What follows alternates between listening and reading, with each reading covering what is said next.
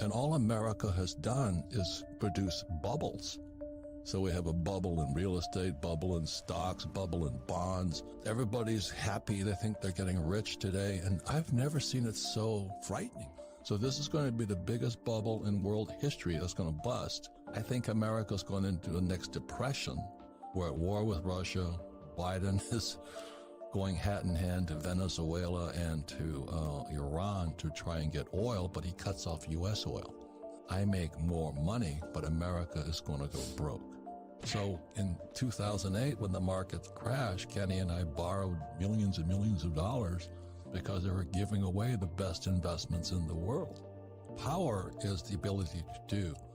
So there's different kinds of power and things like this, but the biggest power is the power to change internally. And I've finally realized people don't have that power. They're going to keep going down the suicide cliff no matter what.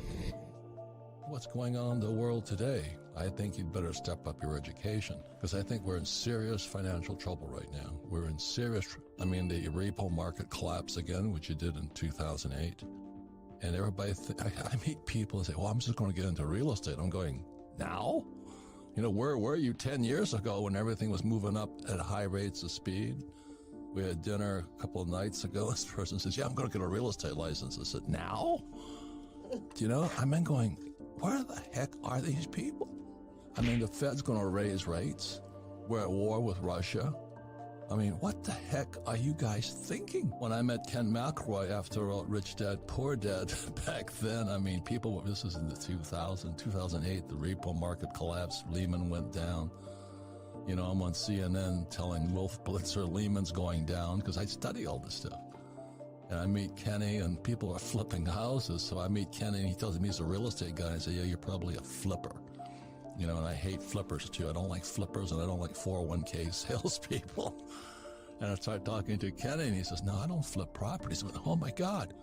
So Kenny was one of the first guys I met that actually followed what my rich dad taught me to do, which is how do you acquire real estate with nothing down, use 100% debt, and pay no taxes. So with that, Kenny and I have made freaking multi-millions of dollars. We're billions of dollars in debt, but debt makes people with financial education rich. So what happened after 2008, after the repo market, after Lehman went down, as I called it, on CNN, we made fortunes because it was a crash. So you're saying, well, you're telling us it's going to crash, man. I'm saying it's going to be the biggest opportunity of your life. Because America stopped producing. We stopped making things. And all America has done is produce bubbles. So we have a bubble in real estate, bubble in stocks, bubble in bonds. Everybody's happy. They think they're getting rich today. And I've never seen it so frightening. Now, on the other side of the coin, as Kenny knows, Ken McElroy, he and I know, is after 2008, we just borrowed our asses off and bought real estate as it crashed. The problem, this is the everything bubble. This is the biggest bubble in world history. So it's going to be big. So John and I, like I said, rugby players, playing for the Hawaii Harlequins rugby team. And I'm talking to him, and he's telling me about all the rich people we knew in Hawaii who were going broke. I'm going, you got to tell that story. Because as I said, in 1974 was the first 401k. It was called ERISA. Employee Retirement Income Security Act. And I was still in the Marine Corps, and I was flying out of Hawaii, and I went to listen to these pitches on how to sell a 401k, and I said, these guys are lying. Because the advantage I had is I had a rich dad and I had a poor dad. And my poor dad was the village idiot. He was a PhD, which stands for Poor, Helpless, and Desperate. He ran the school system for the state of Hawaii, and he thought the 401k was wonderful. I'm going, you got to be kidding me. And my rich dad was my best friend's father. He goes, oh my God, boy, talk about a license to steal money from stupid people called employees. So I came from a different, so this is 74, I'm still in the Marine Corps. And the first thing my rich dad said to me, if you're going to be a rich man, you better learn two things right now. Be an entrepreneur, but he says you've got to learn how to sell. And secondly, you've got to know real estate. Because real estate is debt and taxes. And that's, what do you mean debt and taxes? So in 1974, I took my first real estate course, and opened my eyes up, because you don't need money to buy real estate and you pay no taxes on top of it. Just before I get out of the Marine Corps, I get a job with Xerox, learn how to sell. So I got sales, and then I understood real estate. So why am I a rich man today? Because I took 2 courses, learn how to sell and learn about real estate. And my poor dad, the PhD, says, go back to school, get your MBA and get your PhD. I'm going, then I'd wind up like you. A poor, highly educated man with a 401k. Because we were the first generation with a 401k. The 401k came in, I think, 1974. And we're going, oh, Jesus is going to save us. They're going to give us a pension. But in my opinion, it was one of the biggest screw jobs ever, because you're putting people who know nothing about investing, and they're now counting on Wall Street to keep them alive into their late years.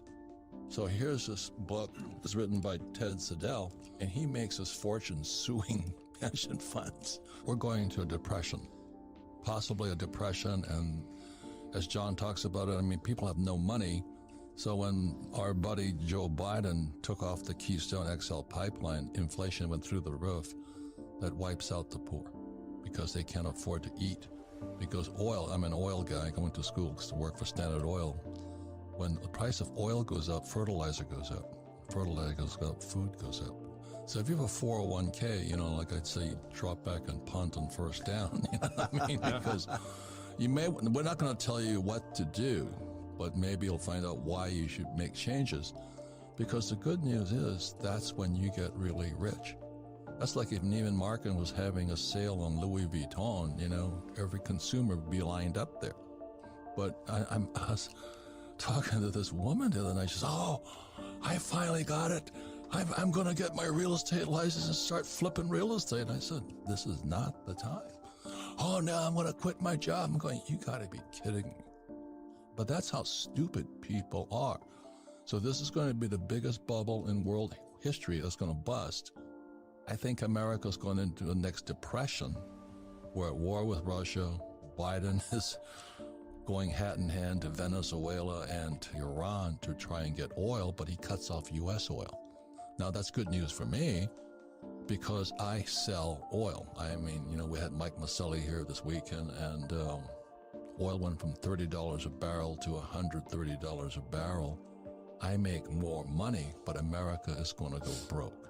So in 2008, when the market crashed, Kenny and I borrowed millions and millions of dollars because they were giving away the best investments in the world. And it's going to come again, but this time I think it's going to be more pain than last time.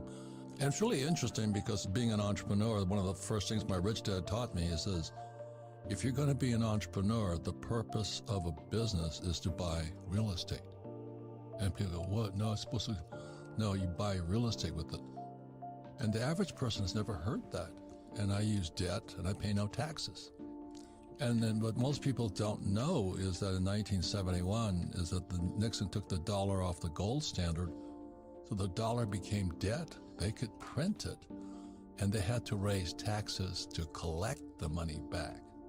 And again, the problem is power is the ability to change. And that's really the sad part. It's like we had Dr. Nicole, she can tell them about diet and exercise, but people don't have the discipline to change. This weekend, I was really, really kind of disturbed by a couple of people who've been with me for years. They haven't done anything different with me. For 17 years, they do the same old thing. They cannot change, but they're smart people. They just cannot change. Like I was talking to people I've known for years. How much gold have you bought? None. How much silver you bought? None. How much real estate have you done? But we read your book. Yeah. And I go nuts. That means there's something really effed up inside of you. You have a definite block to be poor.